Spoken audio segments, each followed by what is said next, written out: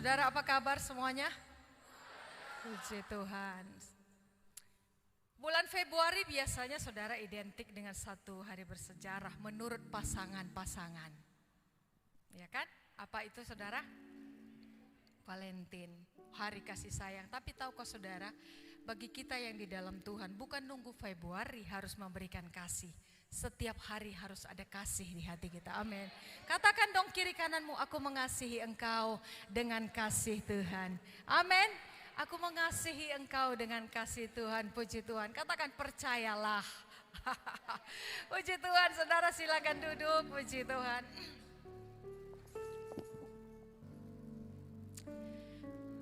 Jadi katanya saudara ada pasangan yang pacaran. Setiap tahun si pria ini, Bang Obed ini dikasihnya pacarnya si Mary ini seikat bunga mawar. Kemudian si Mary membuatkan brownies coklat yang lezat kepada Bang Obed. Kemudian sesudah menikah, Bang Obed pura-pura lupa. Dan Mary katakan, Bang, mana mawar untukku? Bukankah ini hari Valentine? Kemudian Bang Obed bilang, mawar kan mahal ya dek. Udahlah, di samping kita kan ada Namboru punya bunga cocor bebek. Ku ambil itu nanti untukmu. Oh gitu ya bang. Iyalah gak apa-apa bang. Tapi kau dek kayak mana dek? Mana brownies coklat? Bang, belanja brownies itu kan bahannya mahal. Kan ada nantulang kita, ada ladangnya, ada pisang. Ku ambil nanti, ku bikin godok-godok untukmu. Saudara, cinta manusia bisa berubah, amin. Cinta Tuhan itu tidak berubah. Oleh sebab itu cewek-cewek jangan gampang kena rayuan cowok. Nanti ada laki-laki ganteng, dia dibilangnya, dek, Tanah Abang ada di Jakarta. Memang ada pasar Tanah Abang di Jakarta, jangan langsung hatimu berdenyut-denyut, saudara. Puji Tuhan, saudara. Sehubungan dengan tema pada hari ini, kita sering mendengar kalimat begini, saya sering mendengar, menyesal aku ketemu sama dia. Seharusnya aku tidak kenal dia. Saya tidak tahu Anda pernah dengar apa itu. Menyesal aku berteman dengan dia atau kenalan atau bertemu dengan dia. Hari ini kita belajar dan mendengar yang sebaliknya. Ketika orang-orang ini bertemu dengan sosok pribadinya Tuhan, hidupnya menjadi indah, hidupnya diubahkan. Oleh sebab itu tema pada hari ini adalah pertemuan tak terduga dan berbuah manis. Pertemuan tak terduga dan berbuah manis. Kenapa tidak terduga, saudara? Saya buat contoh-contoh di dalam perjanjian lama. Suatu hari Musa sedang menggembalakan ternaknya di padang rumput. Dan kemudian dia melihat ada api, tetapi api itu tidak membakar. Dan ketika dia mendekat, terdengarlah suara, Musa, tanggalkan kasutmu, sebab tempat itu kudus. Tidak terduga Musa bertemu dengan Tuhan di tengah-tengah semak belukar. Dan buahnya manis, saudara lihat, siapa Musa? Musa itu buronan bagi orang Mesir. Pada saat itu Musa membunuh seorang Mesir karena dia kesal bangsanya dianiaya. Dan artinya Musa saat itu statusnya adalah buronan. Ketika dia bertemu dengan Tuhan, seorang buronan berbuah manis menjadi seorang pemimpin bangsa Israel yang mengeluarkan mereka dari penjajahan tanah Mesir. Kemudian pertemuan yang tak terduga, saudara ingat kepada khotbah saya setahun yang lalu, mungkin Gideon. Saat itu dia ketakutan dengan bangsa Midian dan dia bersembunyi. Saudaraku, dia mengirik gandum di tempat pemerasan anggur, tempat yang tidak lazim. Dan malaikat Tuhan menjumpai dia dan berkata, Gideon, hai pahlawan yang gagah perkasa, tidak terduga. Saat itu dia bersembunyi, saudara, dia sedang mengirik gandum. Dan buahnya manis. Bagaimana buahnya manis? Seorang yang pengecut, seorang yang takut, seorang yang lari bersembunyi, menjadi seorang pahlawan yang gagah perkasa, yang memenangkan bangsanya dari bangsa Midian. Pertemuan tak terduga di dalam perjanjian baru. Saudara ingat kepada yang namanya Petrus. Petrus, saudaraku, saat itu kesal, dia marah. Kenapa? Karena tidak seekor ikan pun dia tangkap. Dan saat itu dia sedang mencuci jalannya. Saya penasaran kira-kira seperti apa ya. Coba, ada nggak di sini pemuda yang bisa saya panggil ke depan? Coba, ya silakan. Iya. Kira-kira inilah Petrus. Inilah Petrus, ya. Dan kemudian saudara, inilah jala. Ini jala. Pernah lihat nelayan? Pernah lihat laut? Pernah. Inilah jala. Pernah lihat jala? Oke. Pernah marah? Oh, enggak pernah marah. Wow, tepuk tangan dong buat yang enggak pernah marah. Kamu Petrus yang marah, kesal, sebel. Karena apa? Sudah capek dari pagi sampai sore menjelang malam tidak mendapat ikan. Kemudian ini jala, kemudian itu laut. Kira-kira seperti apa reaksi Petrus? Coba bawa sini mic-nya satu. Pakai bahasamu, bahasa daerah. Karena kan kalau Petrus pakai bahasa daerahnya, kita kan pasti mendengarnya aneh juga. Ini kamu orang apa, Nak? Orang Nias. Oke, orang Nias. Oh, kurang tahu bahasa Nias katanya. Ibu lebih tahu dari kamu. Kalau nggak salah bahasa Niasnya ya odo. Lebih pintar aku kan. Ya odo. Kalau capek apa saudara? Orang Nias bilang capek apa? Baris. Ya odo marasi gitu ya. Coba kamu. Ya odo marasi. Coba ini jala. Kamu gimana sih kalau orang reaksinya kesal, reaksinya marah gitu. Coba. Ya, cuci jalannya. Macam mana? Cuci jalannya. Jangan lembut. Kesal, cuci jalannya, cuci. Terus sambil ya odo marasi. Gitu kan? Mirip apa enggak saudara? Kita beri tepuk tangan dong, terima kasih ya. Terima kasih ya Son, terima kasih. Nah saudara, dia marah, dia kesal, dia sedih. Kenapa? Karena tidak satu ekor ikan pun ditangkap. Saat yang tak terduga itu, Tuhan menghampiri dia. Dan Tuhan katakan, Petrus, bertolaklah ke tempat yang lebih dalam. Tebarkan jalamu. Nah saudara lihat, nelayan ini pasti kasar. Nelayan ini pasti urak-urakan hidupnya. Tetapi hasilnya berbuah manis.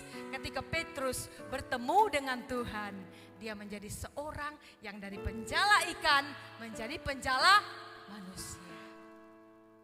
Saudara ingat kepada Zakeus, seorang yang dibenci semua orang karena dia pemeras.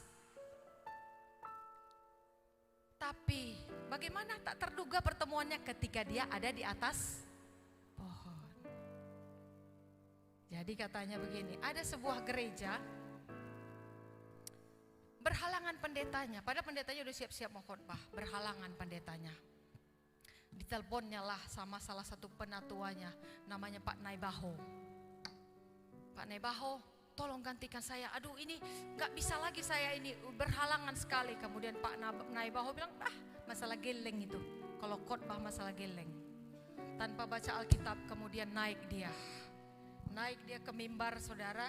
Kemudian dia bilang kepada jemaat, saudara-saudara yang kekasih, pada hari ini kita akan mendengar firman Tuhan yang luar biasa. Tentang seorang yang dia itu kaya. Dia itu hebat di kampungnya. Dia naik ke atas pohon, namanya Paulus. Kemudian istrinya gelisah dan bilang, bukan Zakeus. Tahu saudara, Paulus itu di atas pohon karena penasaran, hendak melihat Yesus. Istri bilang, bukan Zakeus. Baru dia sadar, oh benar bukan Paulus. Tapi kan namanya dia Pak Naibaho ini malu mengakui kesalahan saudara. Kemudian dia rubah kata-katanya. Kemudian saudara, Yesus melihat ke atas dan berkata, hei Paulus, turunlah engkau karena itu tempat Zakeus. Saudara lihat bagaimana akhirnya Zekius ini berbuah manis. Seorang pemeras. Kemudian dia katakan, Tuhan, apabila ada orang yang aku rugikan 4 kali lipat, aku akan kembalikan.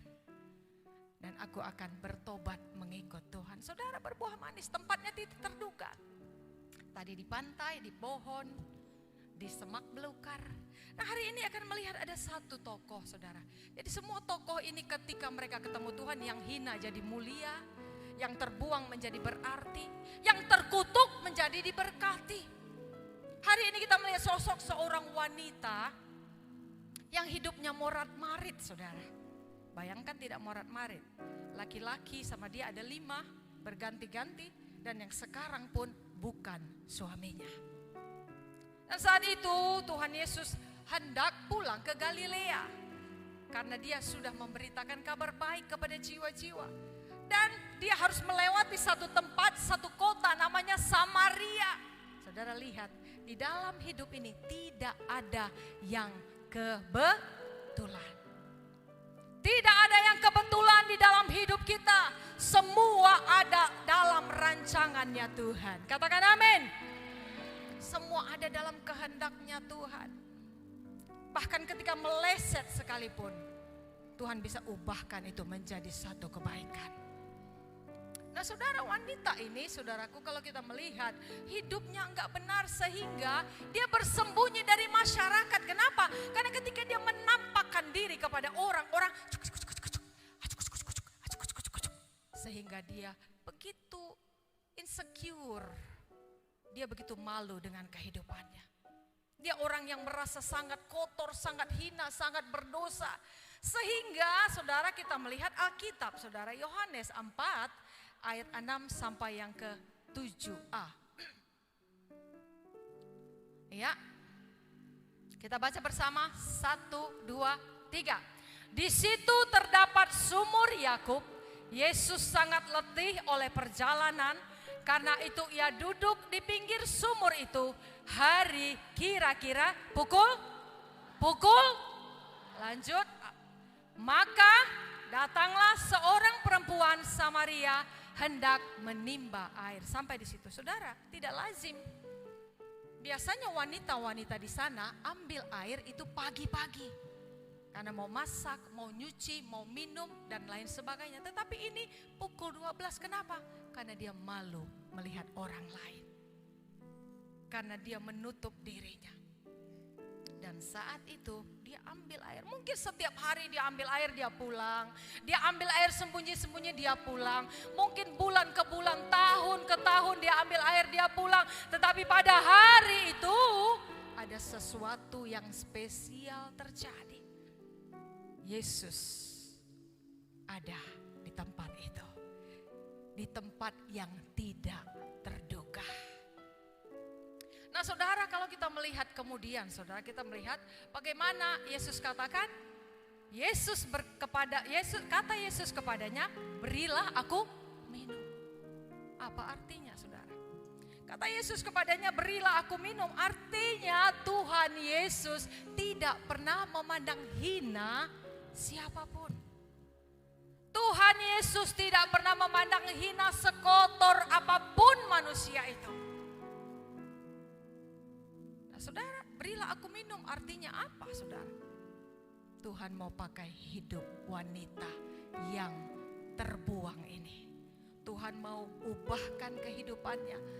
Tuhan mau angkat hidupnya dari tempat persembunyian, dari tempat kesedihannya, dari lembah yang seakan-akan tidak ada harapan hidupnya. Tadi kita nyanyikan di sini, saudara. Bulu yang terkulai. Bulu itu apa? Bulu itu rumput-rumputan. Kira-kira kalau ada gambar bulu? Bulu itu sejenis rumput-rumputan, saudara. Terkulai tapi tak dipatahkan. Itu melambangkan manusia. Seperti rumput. Kita Petrus katakan, engkau dan aku ini seperti rumput yang kemegahannya sebentar. Seperti bunga yang megahnya sebentar mekar kemudian layu. Betapa lemahnya lah rumput ini, saudara. Itulah gambaran saudara dan saya. tetapi yang terkulai pun tidak dipatahkan Tuhan. Seperti sumbu yang pudar, seperti lilin yang udah kecil nyala apinya. Ada gambar seperti inilah gambaran kita, tinggal sekali aja langsung mati. Tetapi sumbu yang pudar pun tidak dipadamkan. Nah, wanita ini saudaraku, wanita yang kotor, yang hina, yang tidak punya harapan. Saat itu Yesus katakan, beri aku minum, yang artinya, hei wanita, sekotor apapun, sehini apapun engkau bisa dipakai untuk kemuliaan Tuhan. Itu artinya, serendah apapun engkau bisa dipakai untuk kemuliaan Tuhan. Saudara ingat kepada Yeftah, seorang anak pelacur, dianggap anak haram. Anak haram, dia dibuang jauh. Orang-orang bilang, anak haram, kau tidak berhak hidup di sini. Tetapi toh dia diangkat Tuhan menjadi pahlawan yang hebat, mengalahkan 20 kota. Saudara ingat kepada banyak kalau tokoh-tokoh di Alkitab, saudaraku, ada banyak sekali. Rahab, perempuan pelacur yang menyembunyikan pengintai-pengintai Israel yang hendak mengambil tanah Kanaan. Dia selamatkan pengintai itu ketika pengintai itu dikejar-kejar mau dibunuh. Dan masih banyak lagi, saudara. Hari ini kita melihat perempuan yang tidak ada harapannya lagi, saudaraku. Sama seperti buluh yang terkulai, sumbu yang sudah pudar, itu pun Tuhan tidak padamkan. Nah, kemudian kalau kita melihat ayat yang ke-9, ayat 9, saudara baca bersama dengan keras, 1, 2, 3. Masakan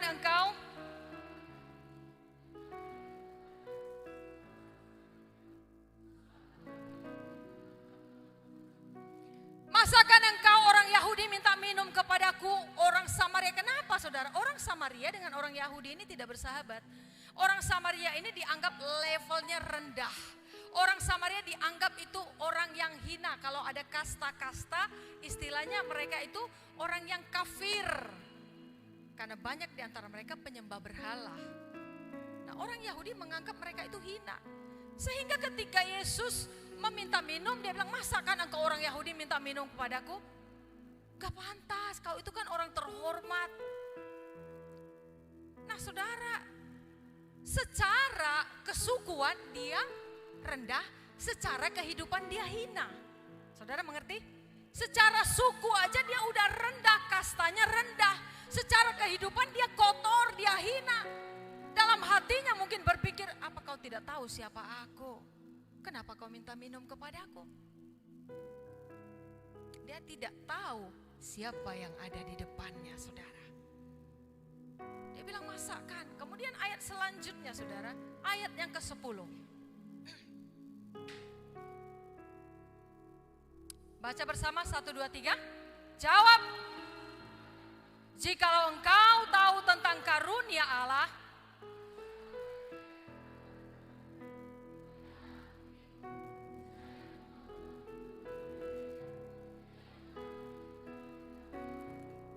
saudara, di sini saya dapat 3 pengertian.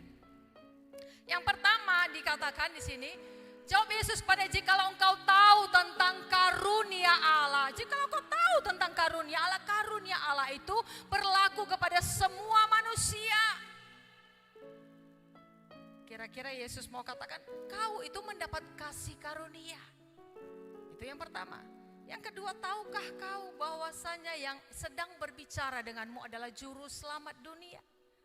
Tahukah kau yang ada di depanmu ini pun tidak menganggap rendah engkau? Kemudian yang ketiga dia katakan,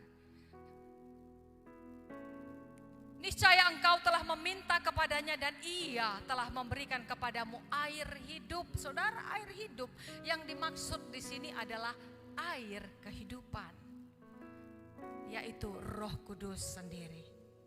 Air kehidupan yaitu Roh Kudus sendiri. Ayatnya saya akan berikan kepada kita. Yohanes 7 ayat 37 sampai yang ke 39. Ya, kita baca bersama. 1, 2, 3. Dan yaitu pada puncak Yesus berdiri dan berseru, barang siapa haus, lanjut, barang siapa percaya kepadaku,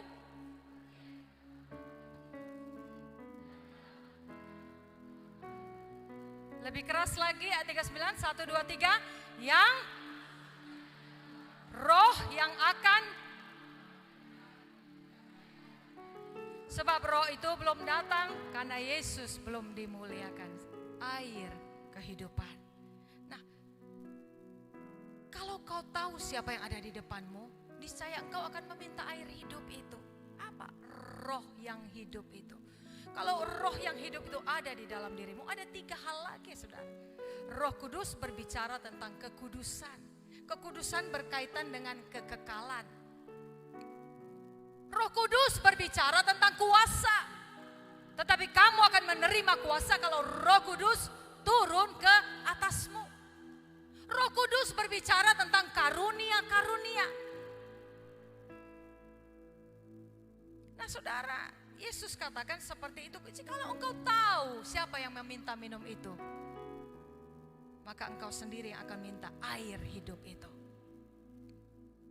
Selanjutnya saudara, ayat 11 sampai yang ke-12. Ya, baca bersama 1, 2, 3. Kata Tuhan, dari manakah? Lebih keras lagi ayat 12.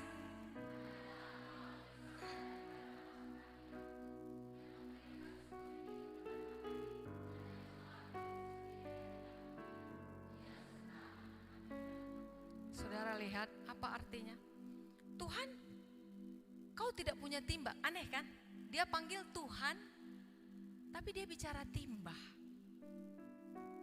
Sangat timpang sekali kan? Tuhan itu kan artinya engkau maha kuasa. Tapi dia bicara timba, apa artinya? Dalam hidup kita seringkali kita panggil Tuhan. Kita nyanyi tiada yang mustahil, tapi ketika ada masalah-masalah kecil, ketika ada persoalan yang kita hadapi, kita bandingkan Tuhan dengan segala yang ada di dunia ini. Adakah engkau lebih besar daripada Bapa kami Yakub yang sudah memberikan sumur ini?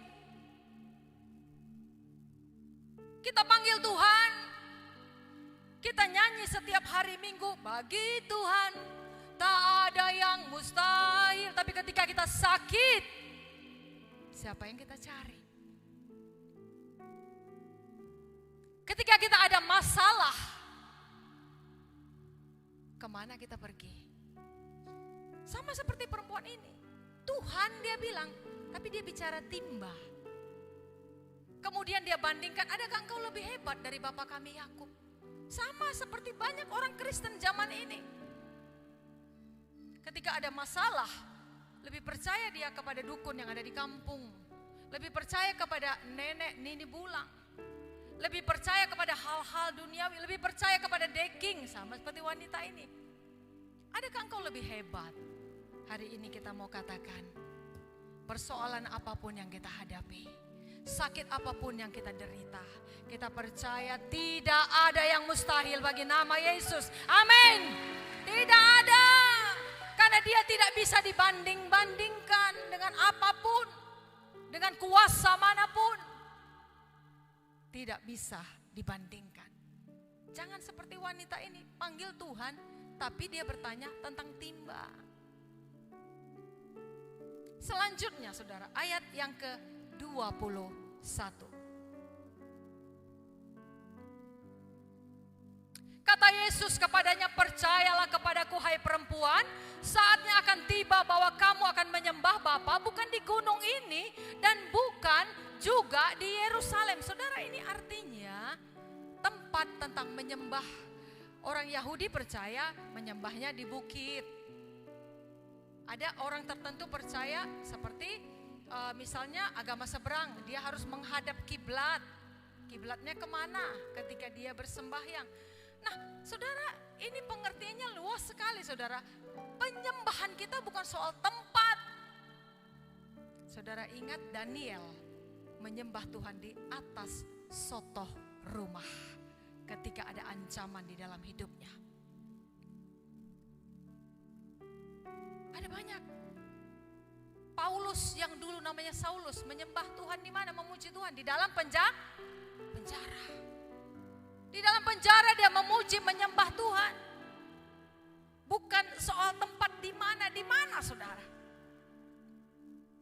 Di dalam kamarmu engkau menangis. Bahasa air matamu pun Tuhan tahu. Di dalam kamar kecil pun, di WC, maaf kata, ketika engkau terdesak karena mungkin engkau tidak ada tempat lagi, atau di dalam mobilmu atau di pinggir jalan kau berdiri dan katakan, Tuhan tolong aku. Tuhan dengar. Tuhan dengar. Jadi tidak dipatokkan di mana tempat. Saudara, saya salut sekali. Saya suka ada di dekat rumah kami itu ada Alfamidi, di pinggirnya itu ada jual kayak jus jeruk dan kelapa muda, saudara. Nah, saya melihat, saudara, itu pinggirnya itu paret, saudara, paret. Tapi mungkin kiblatnya itu memang menghadap ke paret, karena mereka kan kiblat ya. Nah, orang ini sembahyang, jadi dia tundukkan kepalanya itu ke arah paret itu, saudara. Dan 5 waktu dia taat, bayangkan. Dia dagang, tetapi dia tidak meninggalkan sembahyangnya 5 kali sehari. Coba kita lihat orang Kristen. 1 kali seminggu, cuma 2 jam, itu pun aduh. Kadang batang hidungnya nampak, kadang tidak nampak, kadang datang, kadang tidak datang. 5 kali sehari dia setia menyembah kepada Tuhannya. Kita terlalu menganggap remeh ibadah, saudara. Terlalu menganggap remeh ibadah. Tapi katakan kiri kananmu sekarang, Anda hebat hari ini, Anda hadir. Amin. Anda hebat. Saudara, ketika engkau bawa penyembahanmu kepada Tuhan itu hebat. Saya pernah katakan beberapa saat lalu, ketika kita datang kita bukan mau dipuaskan, tetapi biarlah kita memuaskan Tuhan dengan pujian dan penyembahan kita. Kenapa? Karena dia sudah terlalu baik. Lambangnya siapa kita ini? Buluh yang terkulai, sumbu yang sudah pudar. Apa sih hebatnya kita? Gak ada, saudara. Kita gak ada hebatnya kalau bukan Tuhan sampai hari ini menyertai kita, kita tidak ada di sini. Oleh sebab itu kita datang bukan untuk karena ada beban beratku supaya aku dipuaskan. Jangan begitu. Datanglah dengan membawa sembahmu yang terindah kepada Tuhan. Dan biarlah dia disenangkan oleh penyembahan dan pujian kita. Sebab apa? Ketika dia disenangkan, apa yang tidak akan dia berikan kepadamu? Saudara mengerti? Amin. Ketika dia sudah disenangkan, apa sih yang terlalu sulit bagi dia untuk dia lakukan? Tadi tentang tempat, bukan tempat. Dimanapun kita bisa menyembah dia. Bahkan di tempat pekerjaan, aduh Bu, dari pagi sampai malam saya kerja. Ya, di dalam hatimu menyembah Tuhan, sembah dia.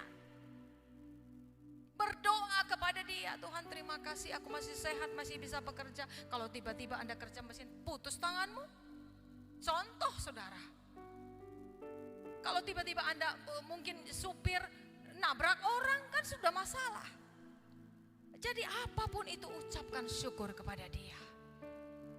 Jalan baik-baik, saudaraku, saya punya tahu ada teman jalan baik-baik di pinggir jalan ditabrak. Sampai hari ini kakinya itu bapak-bapak ya, cacat. Baik-baik jalan. Oleh sebab itu saya mau katakan, kemanapun kita pergi, ucapkan syukur atas perlindungan Tuhan. Perlindungan Tuhan itu luar biasa. Yang selanjutnya ayat 22. Ayat 22. Saudara baca bersama. 1, 2, 3.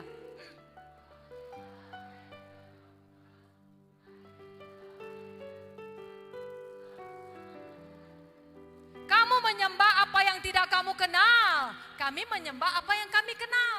Sebab keselamatan datang dari, artinya apa? Siapa yang engkau sembah? Ada banyak orang tidak tahu siapa yang disembahnya. Dia bawa sesajen ke bawah pohon. Dia bawa sesajen ke gunung. Dia bawa sesajen ke pinggir sungai. Karena dia tidak tahu siapa yang disembahnya. Pencipta langit dan bumi, amin. Allah yang mengerti tangisanmu. Allah yang mengerti luka hatimu. Allah yang mengerti ketika engkau kantongnya sudah tipis. Sudah tinggal selembar uang. Dia tahu. Allah yang berkata, marilah padaku, hai engkau yang letih, lesu, dan berbeban berat. Saudara, dulu di setiap McD, saudara tahu McD? McD yang tempat burger, jual burger, itu ada boneka besar. Contohnya, coba, ada gambar nggak? Seperti ini, betul? Betul?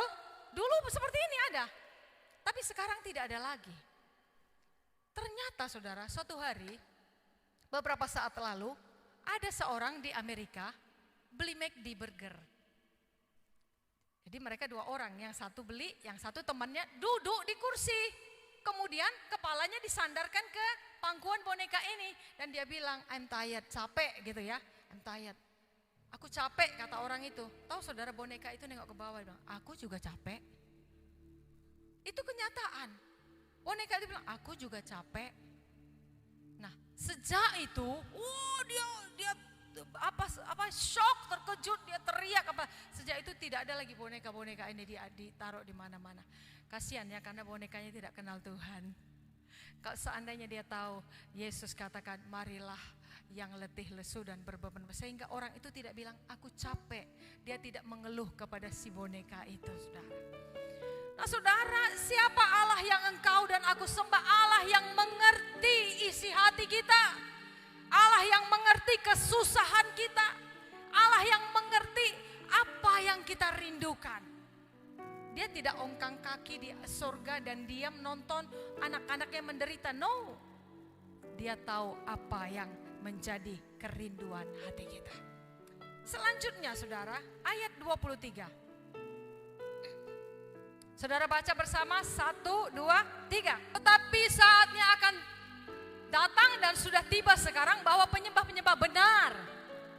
Penyembah-penyembah benar. Saudara, ketika saya dan engkau mengatakan aku penyembah, Tuhan melihat kita penyembah benar atau tidak benar.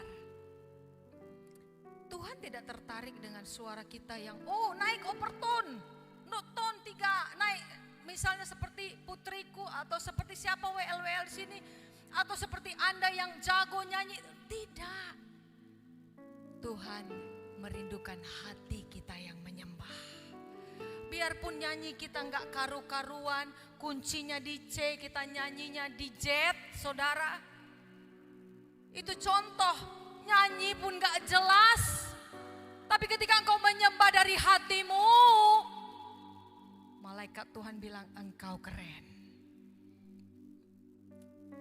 Jadi penyembahan itu artinya bukan soal esensi lagu, no. Tetapi hati kita yang menyembah. Jadi ketika engkau datang kepada Tuhan, apa saja kamu yang gak bisa ngomong gak apa-apa. Aduh apa sih yang aku mau ngomong 1 jam ngapain. Udah hati Tuhan, terima kasih untuk kebaikan Tuhan. Tuhan kalau aku bisa bernapas udara yang segar, terima kasih. Aku masih bisa makan, terima kasih untuk anakku Tuhan. Terima kasih untuk saudara-saudara, terima kasih untuk Indonesia. Bayangkan kalau Indonesia kacau balau. Kalau Indonesia ada kerusuhan Medan ini, kita juga susah. Jadi syukur, sembah dia dengan bawa doamu dengan hati yang tidak bisa ngomong, ya duduk aja di hadapan Tuhan. Gak bisa nyanyi, no problem. Karena penyembahan bukan suara kita yang Tuhan nilai, bukan lagu kita, tetapi hati yang menyembah kepada Dia. Penyembah benar. Kalau kita penyembah benar, aku penyembah benar, hidupku juga harus benar. Perkataanku juga harus benar. Bisakah aku dicontoh orang lain? Dari sikap hidupku, dari caraku berjalan, dari caraku bicara. Woi, maki-maki orang di jalan. Contohnya, kalau di sini semuanya paten. Gak ada tuh di sini. Sana sini aja ada. Hati-hati. Penyembah benar artinya seluruhnya harus benar. Kita tidak bisa bilang, Tuhan kan tahu hatiku yang benar. Enggak bisa, saudara. Hati kita benar, tapi hidup kita juga harus bisa diteladani oleh orang lain. Firman Tuhan bilang, katakan engkau adalah garam dan terang dunia. Amin. Katakan kepada kiri kanan saudara, engkau adalah terang dunia. Amin. Engkau adalah terang dunia. Menerangi di tengah kegelapan di mana engkau ditempatkan Tuhan. Jadi sekali lagi saya mau katakan saudaraku, esensi dari penyembahan itu penyembah yang benar. Lanjut ayat 28 sampai ke 29. Kita sudah mau mendekati akhir ayat 28 dan 29. Kita baca bersama 1, 2, 3. Maka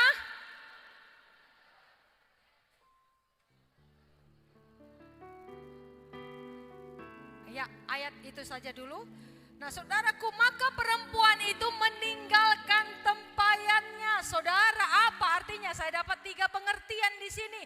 Tadi dia datang ke sumur itu tujuannya untuk apa, saudara? Mengambil air untuk kebutuhan hidupnya. Tetapi ketika dia sudah mendapatkan air hidup itu, air kehidupan itu, Tuhan sendiri bertemu dia. Tuhan memberkati Anda dimanapun berada. Nah hari ini saudara, kita mau haturkan syukur kita sama dengan pujian kita yang berkata tadi, buluh yang terkulai tidak dipatahkannya, sumbu yang pudar tidak dipadamkannya. Siapa itu? Saudara dan saya. Hari ini angkat syukurmu dan nanti kita akan masuk ke dalam perjamuan kudus. Kita bangkit berdiri.